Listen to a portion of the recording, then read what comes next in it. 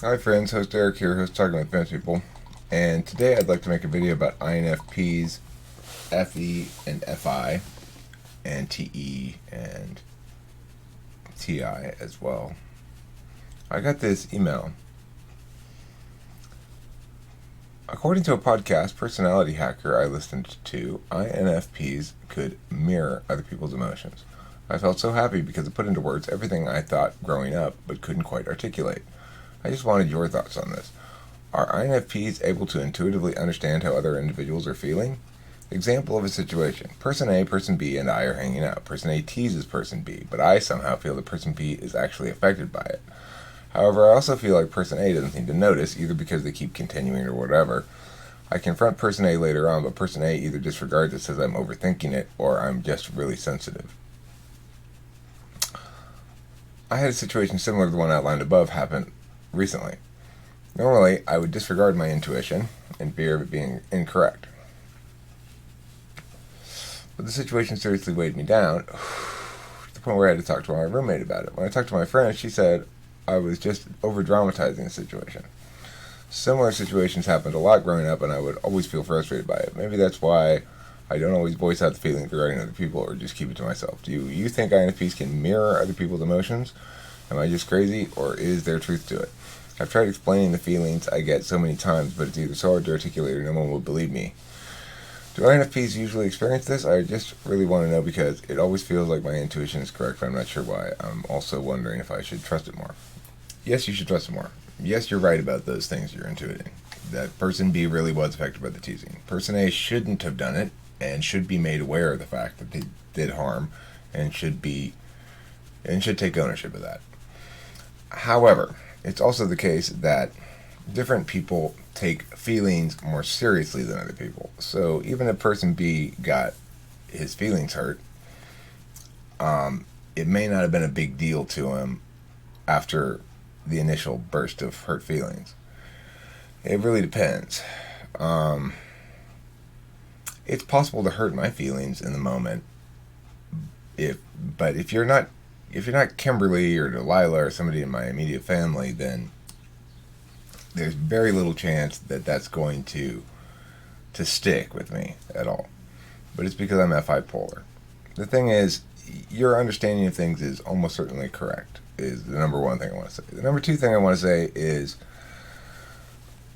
I would not call that mirroring other people's emotions.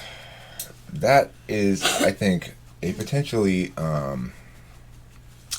confusing term there, because mirroring other people's emotions is in large part more what FE does. Sometimes when I'm talking to somebody, especially if I'm busting chops and Kimberly likes to see me busting chops in this instance. So for example, there's somebody that she doesn't like and is mad at because they're mad at me, and she wants me to bust their chops. Now, then when I do, I've noticed that she will literally mirror me, like with her gestures and stuff, and her mouth moves a little bit, like she's literally mirroring me when she's not paying any attention to what she's doing herself, but she's just paying full attention to me and revealing this behavior. It's weird. It's cool. I like it because I get it. I intuitively get the idea of it, which is I don't even know I'm doing it. Which is she's understanding through FE what I'm doing and saying. So it's like because I'm very expressive in my displays of emotion, even though they're not necessarily real emotion. It's just FE. It's like I've mirrored other people's displays of emotions and learned a repertoire of linguistic communicative things that are just that. And I think that that's maybe the key distinction to be made between FE and FI, is that FE is FE fundamentally is about respect for the group, and so is TI. And FI and TE are about respect for the individual. Now, some people may object vociferously to me, including TI and respect for the group. But fundamentally, that's what it is, because it's saying things ought to be communicatively legitimizable by the group, and that's why we have TI, and they ought to be socially acceptable to the group. That's why we have FE. And things also ought to be authentically acceptable to the individual. That's why we have FI, and they ought to be authentically useful to the individual. So logic needs to both be a way of legitimizing things against the group and against the individual. Well, there's your TI and your TE. Things need to be socially conscious of the realities of a system, and that's FE. And things need, if you, as an individual, you need to be conscious of the realities of a logical system that you're dealing with in the world. So that's TE. So the thing about this is there's a lot of misconception about FE and T and FI out there, and the reality is FI is what you're talking about right here. This is putting yourself in somebody else's shoes. Note the distinction between this, putting yourself in somebody else's shoes, respect for the individual, and getting offended when somebody is being treated unfairly. They're different concerns, right? Your concern here is the person's experience of bad feelings. And FE's persons may also do something similar, but the concern would be different. It would be a matter of that person shouldn't be able to get away with that, and that's not okay. And it's a instead of putting oneself in the other person's shoes and saying, well, how would I feel if I were experiencing that? It's considering it as a universal rule and saying, well, what if I wouldn't like that if somebody did that to me, is different than if I were experiencing that, I'd feel this. Or I don't think that would work as, I don't hold that behavior as acceptable for any number of reasons. It could be it's disrespectful. It could be that would be an FE consideration. It's inappropriate in the context, FE consideration. Lots of other reasons why I might disapprove of a given piece of speech or expression or whatever that aren't FI, that aren't putting yourself in somebody else's shoes like that. So, now you're going to experience as an INFP a lot of that in life. People are going to say, you're being too sensitive, you're being overly dramatic, you're feeling too much, basically. Well, here's the thing. Every single type experiences some of this. And it's unfortunate, but there's a lot of what I call ontological violence. But I think I'm going to change the term to ontological assault. Because I don't like to use the word violence metaphorically, really. So we'll call it ontological assault. It's the reality that people out in the world historically have always operated ignorant of the realities of cognitive functions. And does it make that big of a difference? Yeah, it really does. When you understand that people are a configuration of things. For example, I wouldn't get mad at my daughter for not peeing standing up and squirting it out this way. It's like, well, she's a girl. She doesn't pee like that. She doesn't have a penis. It'd be silly to get upset about that. The same thing is true with kids about all sorts of their qualities. I'm working with a family right now. They've got an ISTP daughter and an ENTP son. I started working with the ENTP son first, But one of the things that I'm able to do in working with these two parents and these two kids, and the parents are very closely involved in the working the whole time. They're sitting there watching it or filming it even and stuff like that.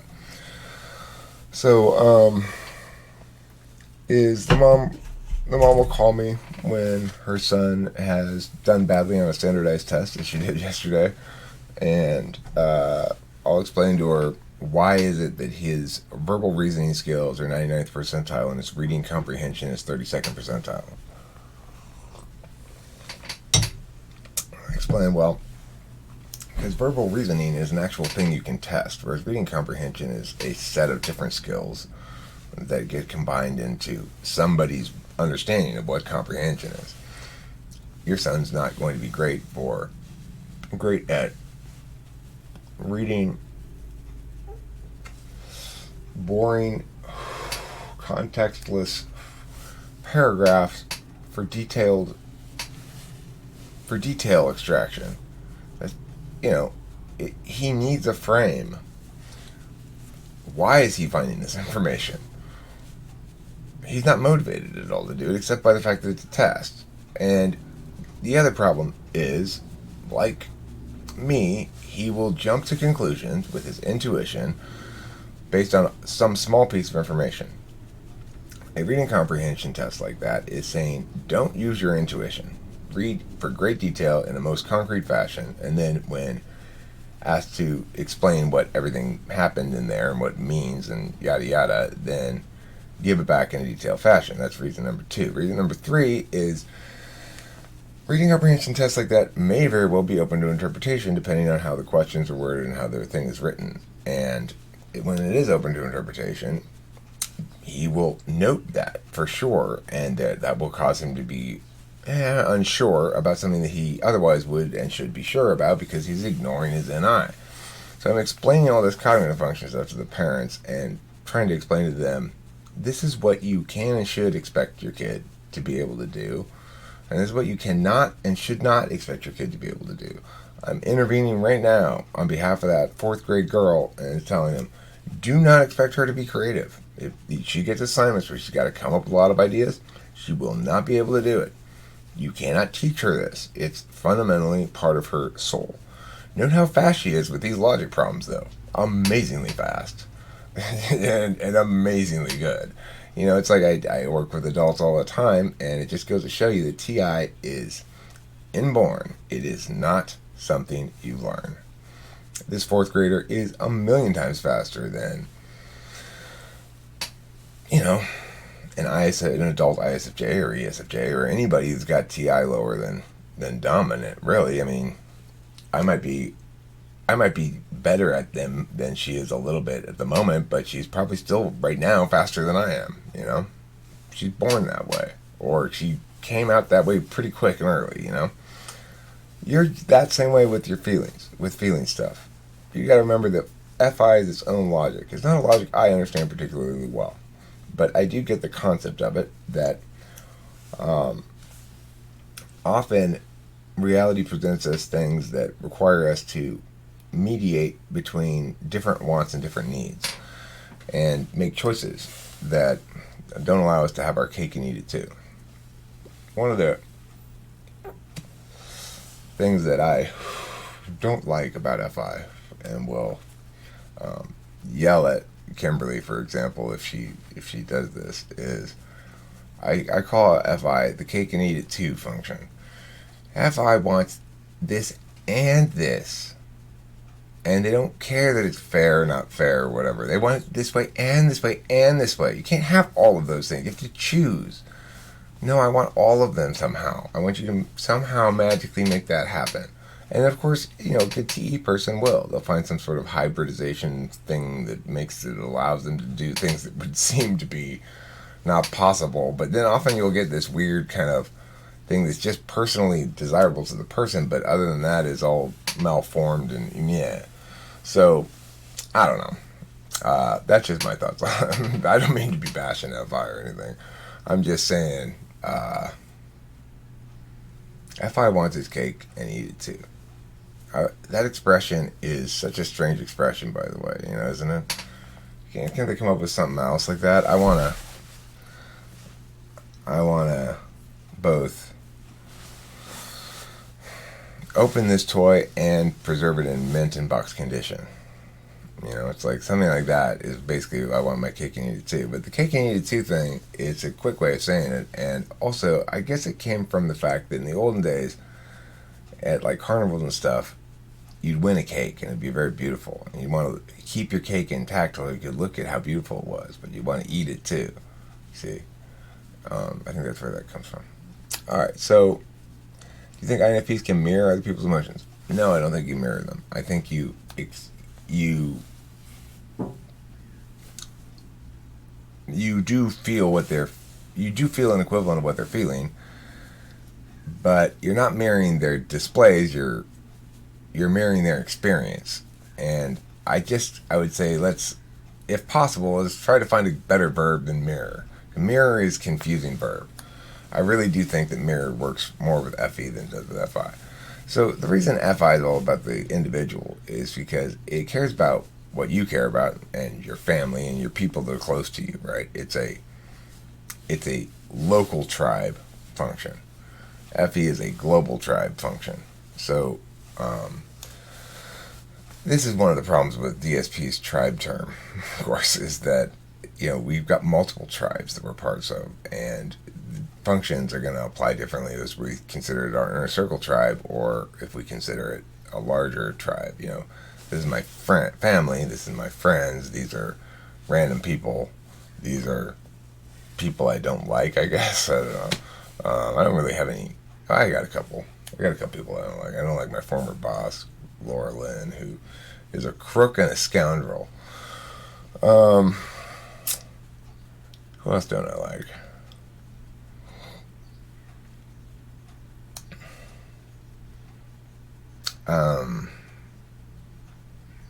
I can't really think of any. Oh, I don't like Chloe. Chloe destroyed the Raw channel. I kind of hate her. I don't use the word hate towards people very often, but she's persona non grata.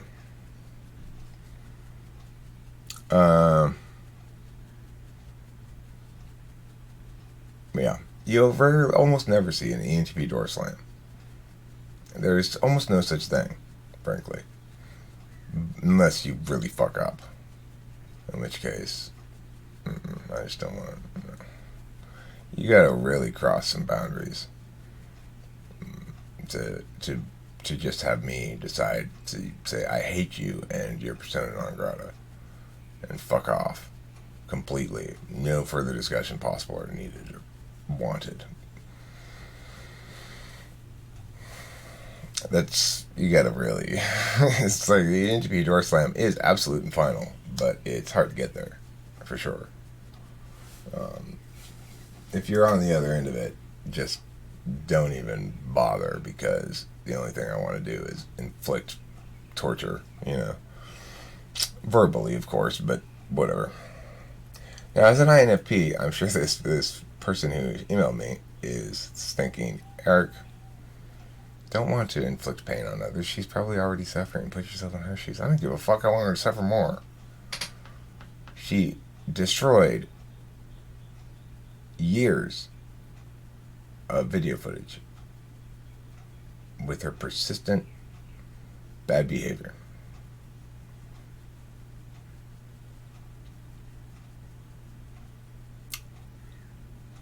It's, I still haven't even come to terms with that reality, really. It's like,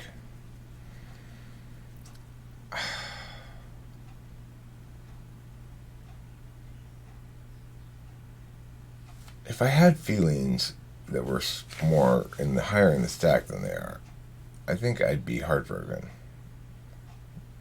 Like,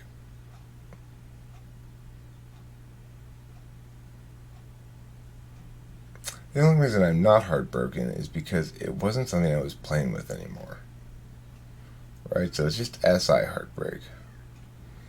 If I had been currently playing with it, like with my current favorite toy, then I'd have been absolutely heartbroken, It's just it got destroyed at a time when I had moved away from dealing with that shit very much. And if I still was satisfied by knowing that there was this big archive of thousands and thousands of hours of conversations between people,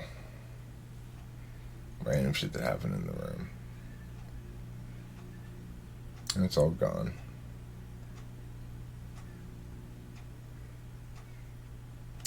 Why? Because of Chloe.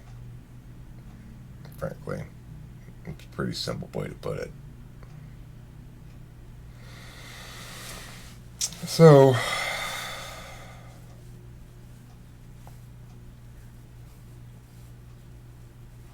it teaches me something about humanity, I guess.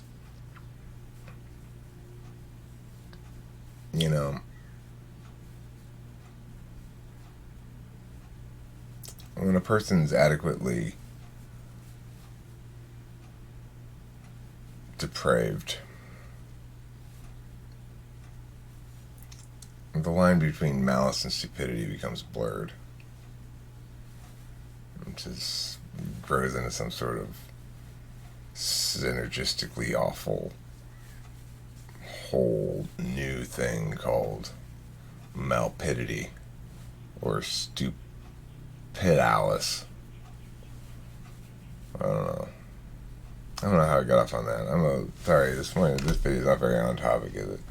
But regardless, I guess it's on topic a little bit because I'm talking about my own FI. I guess it's something that matters to me. This is why I'm talking about it or something. So, anyway, thanks for the email.